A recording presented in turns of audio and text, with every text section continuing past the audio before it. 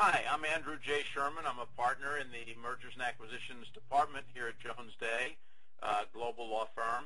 I'm also a lead instructor in the M&A workshop sponsored by the Middle Market Investment Banking Association, where I serve as general counsel and on the board of directors.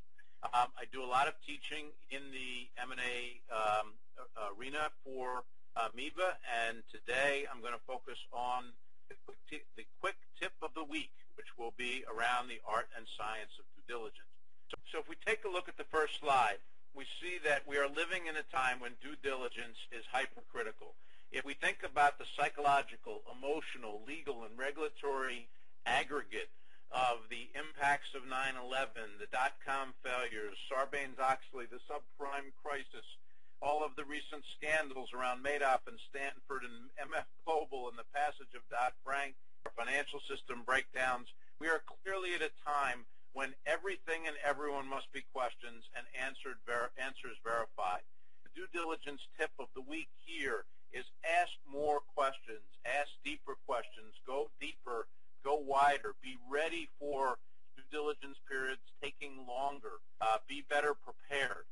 Due diligence is definitely both an art and a science. It's the act of knowing where to look and what to ask and what tools to use and who to ask, how to test premises, who are the right people to ask. Do you really have the qualifications to ask that particular line of due diligence questions? And most importantly, how? What is your methodology for verifying those answers?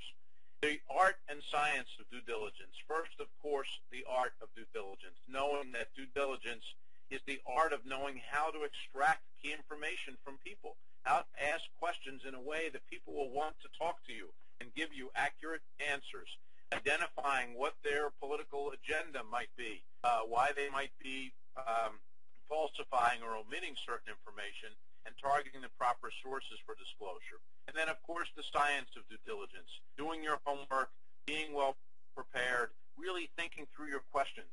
Think about the process that a litigator goes through before they conduct a big deposition.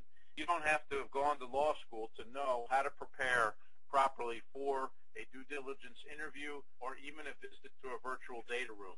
Be very precise in your requests. Be persistent in your quest for the truth. Don't necessarily accept the first answer as the final answer, and trust your gut. If it's too good to be true, it probably is. If an answer sounds too contrived, it probably is. These are all the components of the art and science of due diligence. Who are my due diligence heroes? Well, here they are for you. Peter Falk, of course, Columbo. Always with that one last question that got to the heart of solving the mystery or solving the crime. Curious George, that little children's character who kept asking questions until it drove everyone crazy. A little bit of due diligence best practice tied up in the Curious George without, of course, derailing the transaction or driving everyone nuts. And, of course, everyone's favorite detective, Sherlock Holmes, always seeking the truth, always looking at things under a microscope. These characters from fiction and from children's books and from television can be inspiring to all of us as we pursue the art and science of due diligence in these volatile times. Thank you all for joining us, and we look forward to another MEBA Quick Tip of the Week.